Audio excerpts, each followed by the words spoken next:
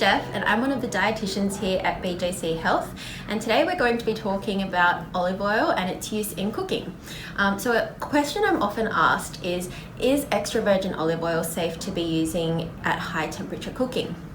And while our way of thinking used to be that it should only be saved for salad dressings and things that don't require much heat, our perception of that has actually changed quite a lot with some new evidence that's come out recently.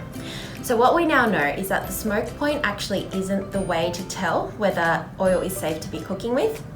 And what we now know is that the harmful byproducts can actually be produced even if the oil hasn't started smoking yet. So with extra virgin olive oil, even though it will smoke at a lower temperature, the harmful byproducts aren't produced until much later. The taste of extra virgin olive oil can actually be a bit too intense for some of my clients, but there's actually a way around this.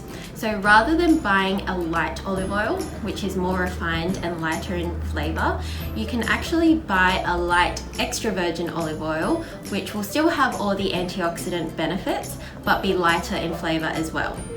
So now I just buy one bottle of extra virgin olive oil for all my cooking needs, whether it's to dress a salad or to barbecue with or to make a quick stir fry.